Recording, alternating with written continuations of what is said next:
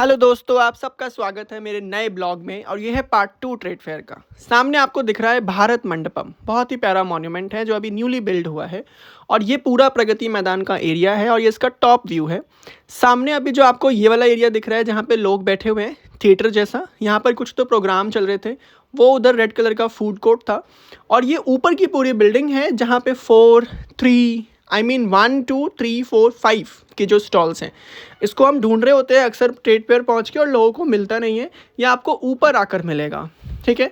और यहीं पर है सबसे सुंदर, यानी कि इंडियन स्टेट्स, केरल, अरुणाचल प्रदेश, गुजरात, उड़िया, ये सब कुछ यहाँ पर अवेलेबल था।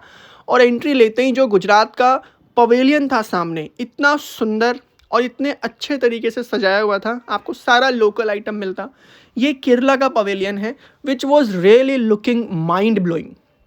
मतलब इन्होंने एक हाथ रोबोटिक और एक हाथ विलेज का बनाया हुआ है। When technology meets village, like that theme was there. बहुत ही खूबसूरत उसके अंदर खिलौने थे, बहुत ही खूबसूरत केरला आर्ट्स का प्रस्तुति किया गया था। और इतनी सारी चीज़ें थी जो हम हमेशा टीवी में देखते हैं कि केरला के कपड़े ऐसे होते हैं, केरला का खाना ऐसा होता है, बहुत ही सुंदर। और जब मैं यहाँ से निकल रहा था तो मेरी सामने नज़र पड़ी थी इस फ्रेम पे, ये गुजरात का पवेलियन, हम एंटर हो गए थे और यहाँ पर कुछ ब्यूटीफुल ड्राइंग्स लगी हुई थी। जब मैंने इसे जूम किया और मैंने इसे गौर से देखा तो it was really mind blowing. मेरा मन आ गया था इन पिक्चर्स पे। बट ऑल्दो ये वेरी कॉस्टली थी तो मैंने बस देखा, रिकॉर्ड किया और मैं आगे बढ़ा।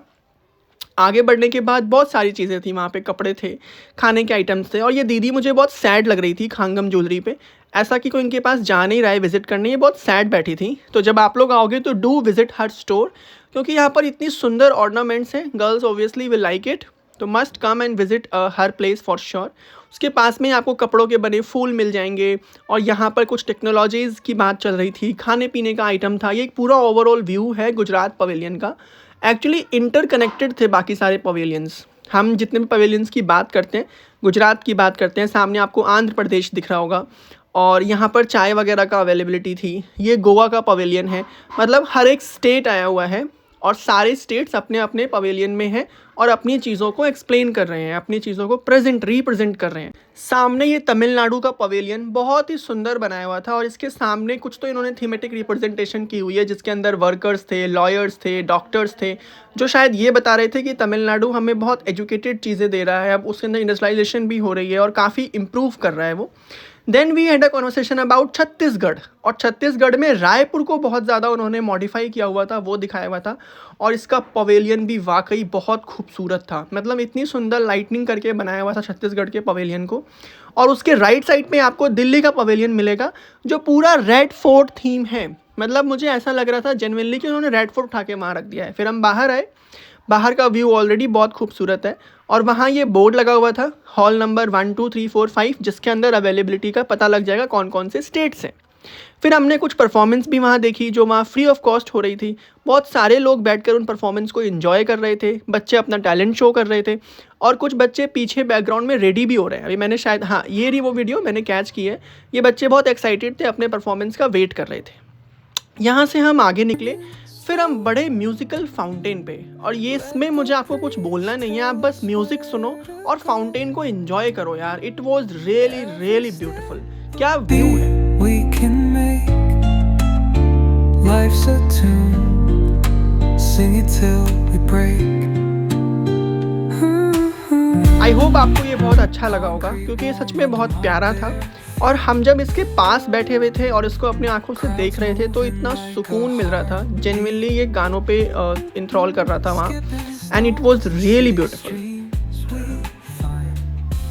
Let's write a new story, leave the old behind.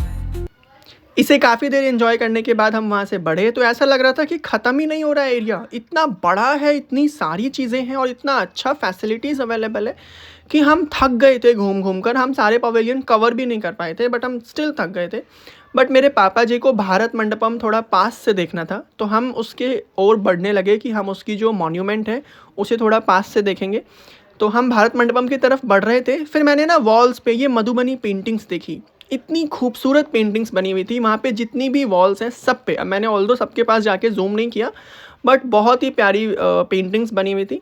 और ये एक पूरा व्यू है, आप देखो सामने काफ़ी सारी पेंटिंग्स हैं और आपको सामने भारत मंडपम दिख रहा है।